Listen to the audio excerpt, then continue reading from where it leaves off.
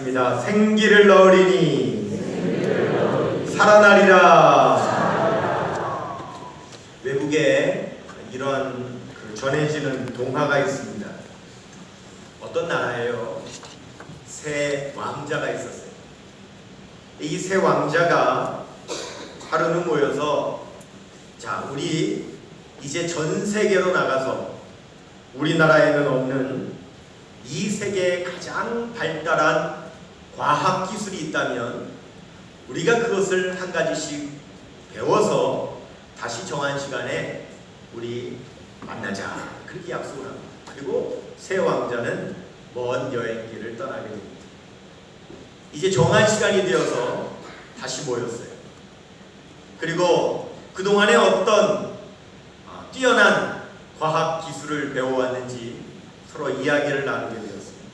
먼저 셋째 막내 왕자가 이렇게 이야기하는 거예요. 형님들, 저는요, 뼈만 있다면 그 뼈에 힘줄과 핏줄과 내장과 이런 것들을 붙일 수 있는 그런 기술을 배웠습니다. 잘한다. 둘째 왕자는, 저는 핏줄과 힘줄과 장기만 붙어 있으면 그 위에 피부가 싹 입혀질 수 있는 그런 기술을 배워왔습니다. 첫째 왕자가, 아우들아, 나는 시체만 있으면 그 시체가 다시 살아날 수 있도록 생명을 불어넣는 기술을 나는 배워왔다. 그러면 우리가 이 배워온 이 기술이 정말 가능한지 우리 한번 실험을 해보자. 그리고 새 왕자가 숲으로 들어갔어요. 숲에 들어가서 한 뼈를 발견하게 됐어요. 그 뼈를 가지고 셋째 왕자가 핏줄을 붙이고 힘줄을 붙이고 장기가 다 붙도록 만들었어요. 둘째 왕자가 그 위에 피부를 싹 씌웠어요. 시체로 만듭니다. 그리고 첫째 왕자가 그 시체에 생명을 불어넣어서 살아나게 만들었어요. 그리고 바로 그 직후 이 세 왕자는 그 자리에서 다 죽었어요. 왜 죽었는 줄 아세요? 그 뼈가 사자뼈였어요.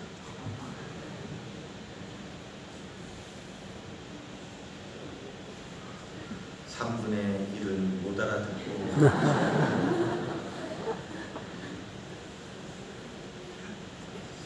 오늘 본문 에스겔 37장에는 좀 이와 비슷한 듯한 그런 말씀이 나오는데, 하나님께서 어느 날 에스겔 선지자에게 환상을 보여주세요. 한 골짜기로 데려가십니다. 에스겔 선지자. 그런데 그 골짜기에는 뼈들이 가득해요. 이 뼈들이 이미 죽은 지 오래돼서 아주 바짝 말라있는 뼈들이 소복하게 쌓여져 있는 거예요. 하나님께서 에스겔 선지자에게 그 뼈들을 보여주시면서 물으세요. 이 뼈가 능히 살아나겠느냐?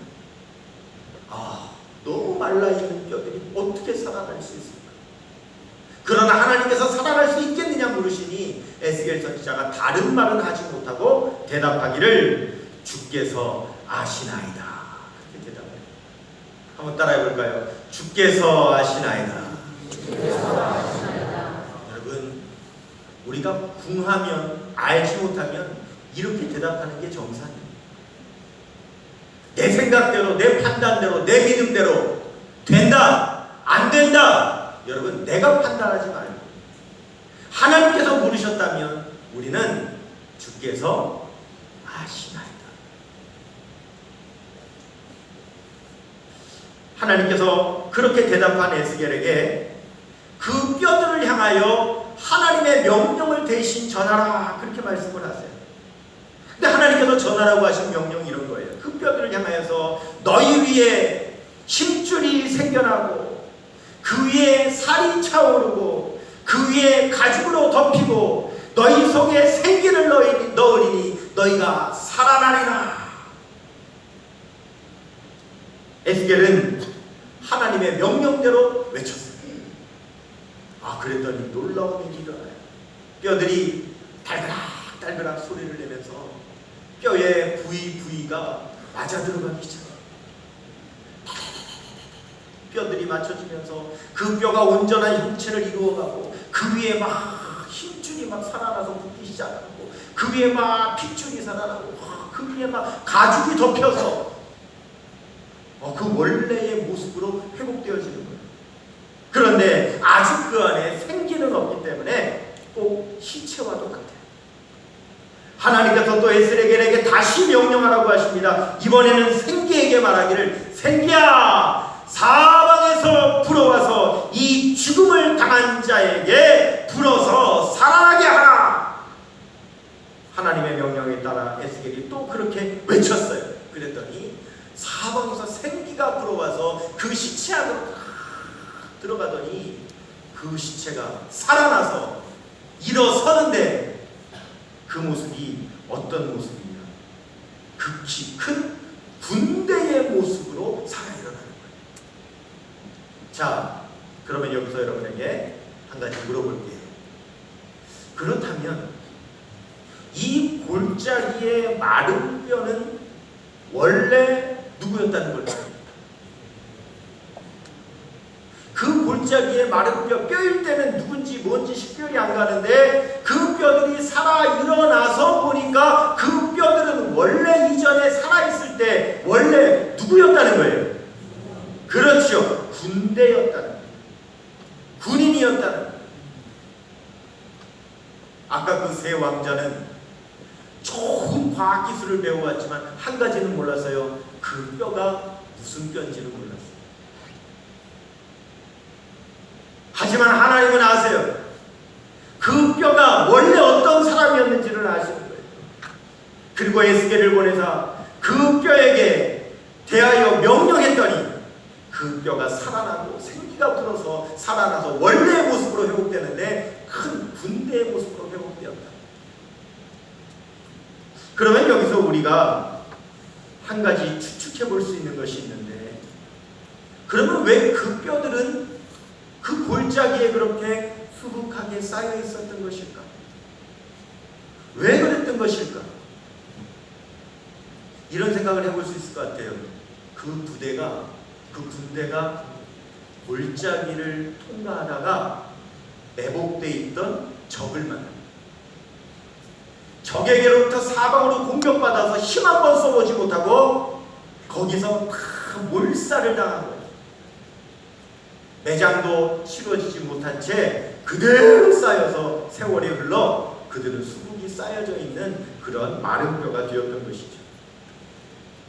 이것이 오늘 본문 에스겔 37장 1절에서 10절까지의 내용이에요. 그런데 여러분, 이 내용은 하나님께서 에스겔에게 보여주신 환상이잖아요. 환상을 하나님께서 보여주시는 것은 두 가지의 의미가 있어요. 첫 번째, 그 환상 자체에 비유가 있어요. 환상이 뜻하는 상징이 있어요. 그리고 그 상징을 깨달았을 때에 하나님께서는 그 안에 메시지를 담아주셔서 우리들에게 전해주시려고 하시는 거예요. 하나님의 계시의 방법이죠. 그러면 하나님께서는 왜 에스겔에게 이런 환상을 보여주신 것일까? 도대체 이 환상이 상징하는 것은 무엇이며 이 환상의 상징이 우리에게 주시는 하나님의 메시지는 도대체 무엇이냐라고 하는 것이 중요하겠죠.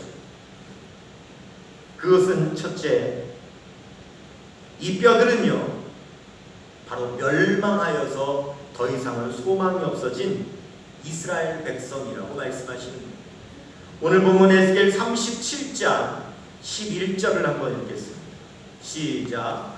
또 내게 이르시되 인자야, 이 뼈들은 이스라엘 온 족속이라. 그들이 이르기를 우리의 뼈들이 말랐고 우리의 소망이 없어졌으니 우리는 다 멸절되었다 하느니라. 지금 바벨론이라고 하는 대제국에 의해서 힘 한 번 써보지 못하고 일시에 몰살을 당해서 많은 백성들이 죽었고 살아남은 사람들은 바벨론으로 다 포로로 끌려가서 이제는 우리는 마른 뼈처럼 되었다. 우리는 살아있으나 죽은 자다. 우리에게는 아무런 희망도 없다. 라고 하고 있는 이스라엘 백성들이 바로 그 마른 뼈라고 우리 하나님은 말씀하시는 거예요. 두 번째, 이 뼈들이 다시 살아나서 군대로 회복되는 환상은 지금은 바벨론에 멸망하여 포로로 잡혀있는 이스라엘 백성들이지만 하나님께서는 그들을 다시 살리셔서 이스라엘로 원상복귀시키실 것이다. 돌아오게 하실 것이다 라고 하는 뜻이에요. 에스겔 37장 12절 13절 읽겠습니다. 시작. 그러므로 너는 대언하여 그들에게 이르기를 주 여호와께서 이같이 말씀하시기를 내 백성들아 내가 너희 무덤을 열고 너희로 거기에서 나오게 하고 이스라엘 땅으로 들어가게 하리라. 내 백성들아 내가 너희 무덤을 열고 너희로 거기에서 나오게 한즉 너희는 내가 여호와인 줄 알리라. 아멘. 이스라엘 백성들을 다시 이스라엘 땅으로 들어가게 하시겠다고 말씀을 하십니다. 그러면 세 번째, 시체에게 불어넣으신 그 생기는 무엇인가? 그 생기는 바로 회복된 이스라엘 백성들에게 부어주실 새 영, 성령이라고 말씀하십니다. 37장 14절 읽겠습니다. 시작. 또 내가 또 내 영을 너희 속에 두어 너희가 살아나게 하고 내가 또 너희를 너희 고국 땅에 두리니 나 여호와가 이 일을 말하고 이른 줄을 너희가 알리라. 여호와의 말씀이니라. 아멘. 아멘. 여러분, 바로 이 환상이 성경 안에서도 많은 기독교인들이 너무나도 익히 잘 알고 있고 또 마음에 소중하게 간직하고 있는 바로 에스겔의 마른 뼈 환상이라고 하는 환상의 내용입니다. 이미 알고 계신 분들은 오늘 다시 한번 깊이 새기시고 모르는 분들은 오늘 여러분 이 말씀을 꼭 간직하시기를 축원합니다. 아멘. 너무 소중한 말씀입니다. 하나님께서 에스겔 선지자에게 그 환상을 보여주신 것은 에스겔 선지자만을 위한 것이 아니라 네가 보고 네가 그 뜻이 무엇인지를 알아서 내가 이스라엘 백성들에게 하고 싶은 전하고 싶은 메시지를 네가 대신 전하라고 하나님께서 에스겔에게 환상으로 보여주신 거예요. 여러분, 이 환상은 에스겔이 언제 보았느냐 하면 기원전 586년경에 보았습니다. 그것을 어떻게 알 수 있냐면 앞에 있는 오늘 37장이 본문이지만 33장으로 가시면 에스겔 33장 21절에 이런 말씀이 있습니다. 한번 같이 읽겠습니다. 에스겔 33장 21절이요. 시작. 우리가 사로잡힌 지 12째 해 10째 달 5째 날에 예루살렘에서부터 도망하여 온 자가 내게 나와 말하기를 그 성이 함락되었다 하였는데. 그랬어요. 자, 여기 보시면 이 에스겔은 이스라엘이 멸망하고 바벨론으로 포로로 끌려갈 때 끌려왔어요. 거기에 끌려와서 지금 시간이 얼마나 지났다고 이 본문은 말씀하고 있죠? 12해가 지났다. 12년이 지났다는 거예요. 그러면 그런데 이 에스겔 33장의 12해째 10째 달 5째 날이라고 하는 그 날짜가 지금 오늘 본문까지도 계속 이어져요. 같은 날이에요. 그렇기 때문에 바로 이 날은 이스라엘 백성들이 바벨론 제국으로부터 멸망을 당하고 포로로 잡혀온 지 12년째 되는 날인데, 여러분 12년 동안 이스라엘 백성들이 포로 생활을 할 때 마음이 어떨까요? 여전히 바벨론은요 여전히 강력해요. 그리고 바벨론에 견줄 만한, 대적할 만한 다른 나라가 없어요. 또 작은 나라들도요 연합을 할 수가 없어요. 왜? 이미 바벨론이 다 멸망시켜가지고 그 나라들이 힘을 못 쓰게 하려고 그 나라를 점령하면 그 나라에 있는 사람들을 세계 사방으로 다 흩어버렸어요. 다시는 힘을 못 써요. 그러니까 지금 12년째 포로로 사로잡혀 와 있는 이스라엘 백성들이 볼 때 자기들은 희망이 없는 거예요.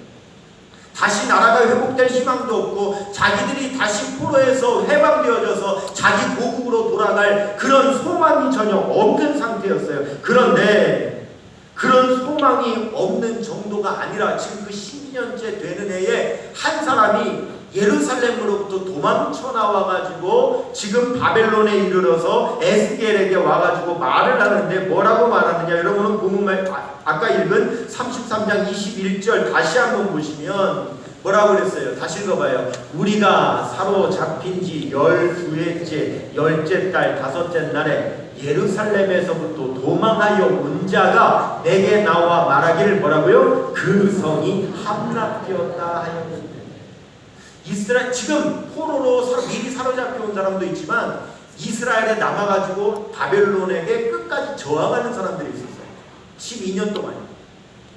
그런데 거기서 싸우던 한 사람이 도망쳐 나와가지고 지금 에스겔에 와서 하는 얘기가 뭐냐면 그마저도 어떻게 됐다는 거예요. 남아서 싸우던 사람들도 다 졌다는 거예요. 성이 다 함락되어 버렸다는 거예요. 그러니까 어때요 여러분? 남은 희망조차도 없어져요.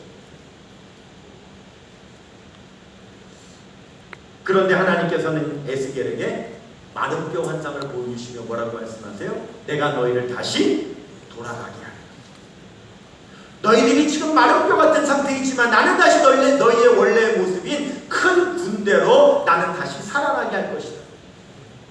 이런 환상을 보여주시는데 그러면 에스겔이 지금 자기들 스스로를 마른 뼈 같다고 생각하고 도대체 자기들로 억누르고 있는 바벨론은 여전히 강하고 대적할 만한 다른 나라도 없으며 작은 나라들이 모일 수도 없이 다 흩어져 버렸고 그리고 이스라엘에 남아있는 사람들도 지금 마지막까지 싸우다가 그마저도 다 함락당하고 멸망당한 그 소식을 들은 이때 하필이면 이런 상황 가운데서 하나님께서 에스겔에게 환상을 보여주셨고 그 말을 전하라고 한다면 여러분 그 말을 들은 이스라엘 백성들이 듣고 희망을 가질 수 있을까요? 그 음성을 하나님의 그 메시지를 듣고 그들이 다시 용기를 가질 수 있을까요?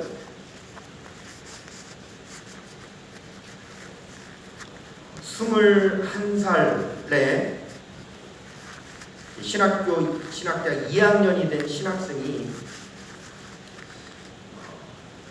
처음으로 한 교회에 그 학생부를 담당하는 교육전도사가 있어요. 요즘은 거의 20대 후반은 돼야 처음으로 교육전도사를 맡을 수 있는데 예전에는 어느 정도였냐면 어제까지 고등학생이고 오늘 신학대학에 들어가서 신학대학생이 되면 보통 시골 교회에서는 그 교회 학생 방학이라고 오면 목사님이 전도사님 오셨다고 설교시키고 막 그랬어요.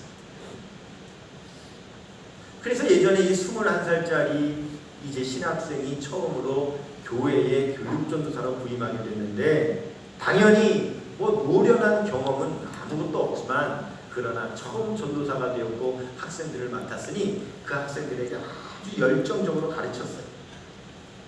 그런데 그 전도사가 가르치던 아이 중에 중학교 3학년 아이가 하나 있었는데 이 아이는 늘 얼굴 표정이 어둡고 매사 하는 얘기를 들어보면 말이 되게 부정적이에요. 왜 그런가 하고 알아봤더니 가정 형편이 너무 어려운 거예요.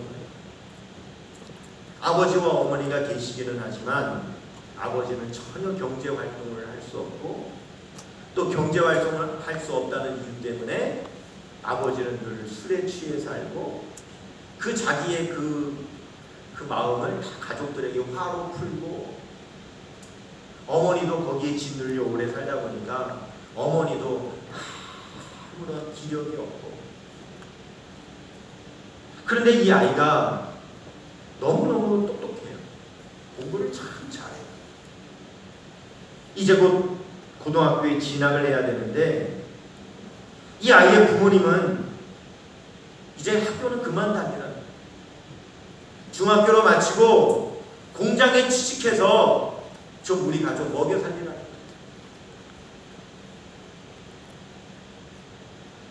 그러니 이 아이가 얼굴 표정이 밝을 수 있겠어요? 이 아이가 매사가 긍정적일 수 있겠어요? 너무나도 안타까운 마음에 그 전도사가 그 학생을 따로 불러서 만났어요. 그리고 그의 이야기를 듣고 이렇게 격려를 하는 거예요. 너 일반 고등학교에 진학하여 공부에 전념하고 또 대학에도 갈 수 있도록 우리 그렇게 해달라고 우리 하나님께 우리 기도하자. 너도 그러고 싶잖아. 너도 지금 공장에 가고 싶어 하진 않잖아. 우리 같이 기도하자. 하나님께서 우리의 기도에 응답해 주실 거야. 이렇게 격려를 했어요. 그런데 그 이야기를 들은 아이가 이 전도사에게 비웃듯이 이렇게 이야기를 하는 거예요. 전도사님, 대안 없는 희망이 얼마나 부질없는 상처를 남긴다는 사실을 왜 모르세요? 중학교 3학년짜리 하는 말이에요. 전도사님, 대안 없는 희망이 얼마나 부질없는 상처를 남긴다는 사실을 왜 모르세요? 이렇게 한마디 하고는 일어나서 나가버렸어요.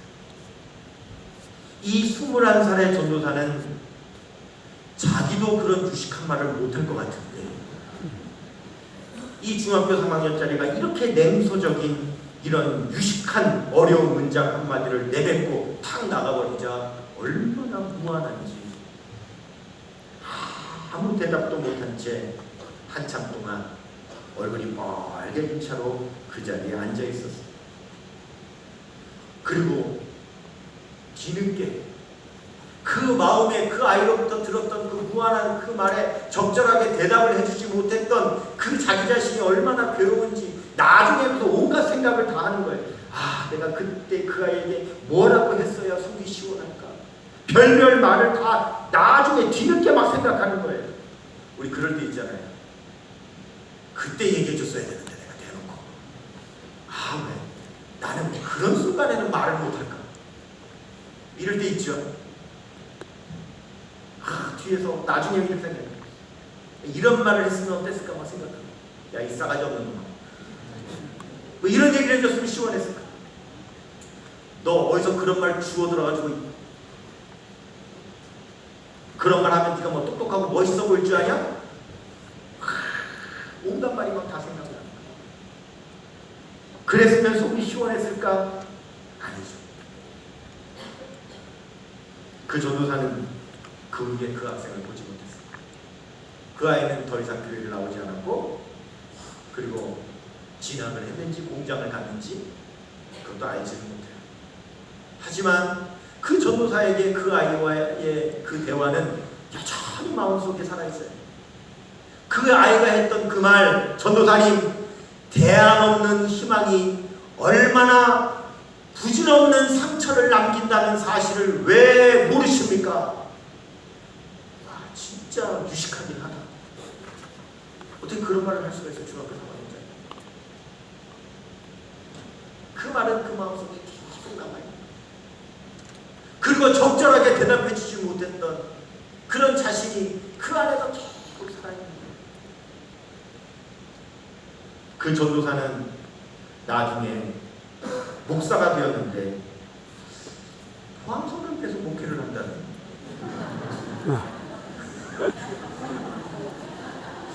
포항성교회에서 담임 목회를 하고 있다고 하는 소문이 요즘 들리는데,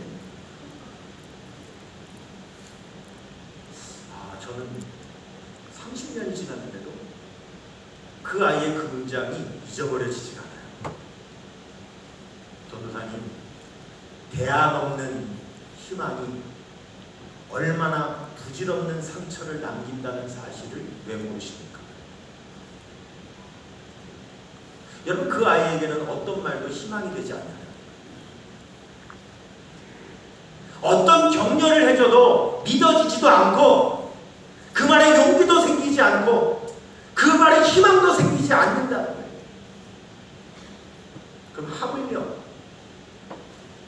나라가 망한 지 12년이 지났고 우리나라를 망하게 한 그 제국은 여전히 서슬퍼렇게 살아있고 그에 대적할 만한 나라는 없고 그에게 망한 나라들은 백성들이 다 이미 뿔뿔이 흩어져서 다시 한번 재기할 만한 힘도 없고 고국에서 마지막까지 싸우던 남은 백성들은 이제 다 멸망해가지고 다 그 성조차도 무너졌다고 하는데 에스겔 선지자라는 자가 내가 하나님의 환상을 봤다. 하나님께서 마른 뼈가 살이 붙게 하시고 살이 붙게 하시고 그 다음에 가죽이 넓혀지게 하시고 생기가 불어나서 다시 살아나는데 그 군대로 살아나게 하시고 다시 이스라엘 고국으로 돌아가게 하실 것이다. 여러분 그 말에 그 선지자의 말에 포로로 사로잡혀온 이스라엘 백성들이 뭐라고 대답할까요? 선교사 선지자님 대안 없는 희망이 얼마나 부질없는 상처를 남긴다는 사실을 왜 모르십니까? 그러지 않겠어요?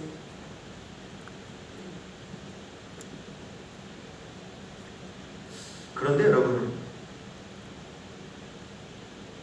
이제 거의 30년이 지나 제가 지금 생각해 봅니다. 만일 그 아이의 말을 지금의 제가 듣는다면 어땠을까요?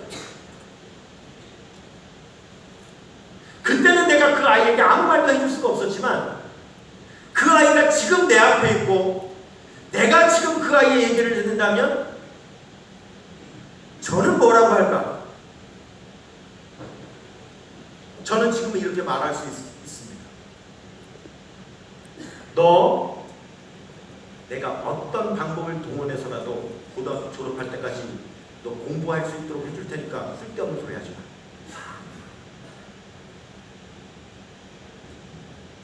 너 내가 어떤 수단과 방법을 동원해서라도 너 공부만 할 수 있는 방법 내가 찾아줘. 너 내가 약속해.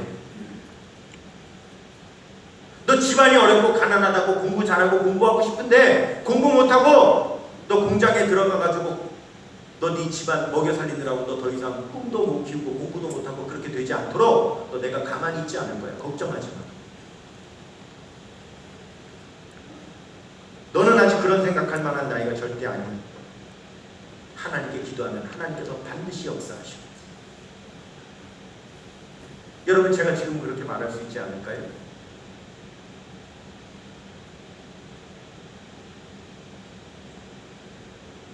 왜요?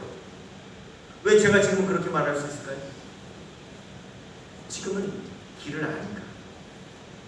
지금은 방법을 찾을 수 있으니까. 아니 정 어려우면 아니 우리 교회 뭐 장학금이 없어.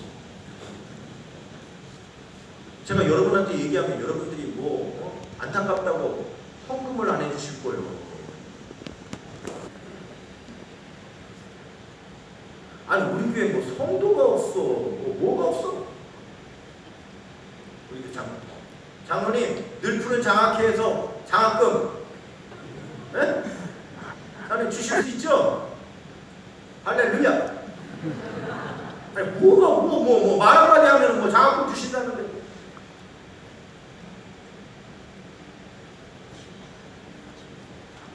오랜 세월 말라버린 뼈가 다시 살아날 수 있을까? 다시 본래대로 큰 군대로 일어설 수 있을까?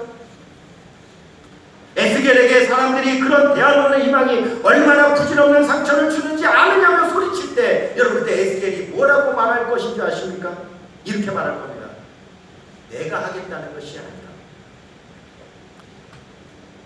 내가 하는 약속이 아니라고 그것은 하나님이 하신 말씀이라고 하나님께서 하신 약속이라고 나는 안 되지만 나는 할 수 없지만 하시겠다고 하신 분은 하나님이시라. 하나님이 누구신지 모르십니까? 하나님께서는 말씀하시면 말씀하신 대로 다 이루시는 분이라는 사실을 모르십니까? 하나님께서는 약속하시면 약속하신 것을 반드시 지키는 분이라는 사실을 모르십니까? 하나님을 그렇게 모르십니까 여러분? 하나님이 말씀하셨습니다. 그래서 하나님께서 에스겔에게 3번이나 반복하여 이렇게 말을 전하라고 하셨습니다. 여러분 에스겔 37장 6절 보시면 보십시오. 한번 읽겠습니다. 시작. 너희 위에 힘줄을 두고 살을 입히고 가죽으로 덮고 너희 속에 생기를 넣으니 너희가 살아나리라. 또 내가 여호와인 줄 너희가 알리라 하셨다 하라. 37장 13절. 내 백성들아 내가 너희 무덤을 열고 너희로 거기에서 나오게 한즉 너희는 내가 여호와인 줄 알리라. 37장 14절. 내가 또 내 영을 너희 속에 두어 너희가 살아나게 하고 내가 또 너희를 너희 고국 땅에 두리니 나 여호와가 이 일을 말하고 이룬 줄을 너희가 알리라. 여호와의 말씀입니다.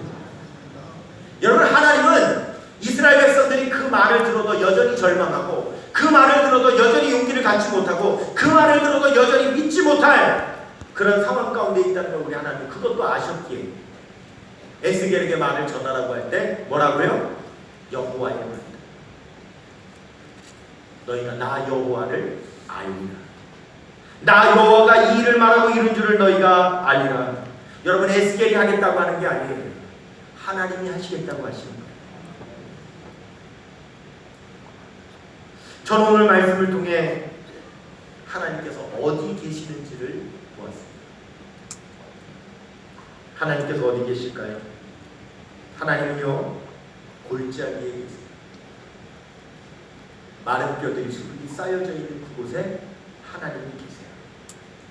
한때는 큰 군대였지만 힘도 써보지 못하고 기습을 당했고 아무도 찾지 않는 마른 뼈가 된 그곳에 하나님께서 계세요. 여러분 하나님은 언제 우리와 함께 하실까요? 내가 잘 나가고 있을 때, 젊고 아름다울 때, 세상 것 다 가진 것처럼 승승장구할 때, 물론 그때도 우리와 함께 하시지만 넘어졌을 때, 실패하였을 때, 낙심했을 때, 슬퍼하고 있을 때, 세상의 사람들이 언제 내 옆에 있었냐는 듯이 다 떠나가버리고 외롭게 홀로 남아있을 그때, 마른 뼈와 같은 그때, 내가 골짜기 안에 있는 그때 하나님은 나와 함께 하시는 거예요.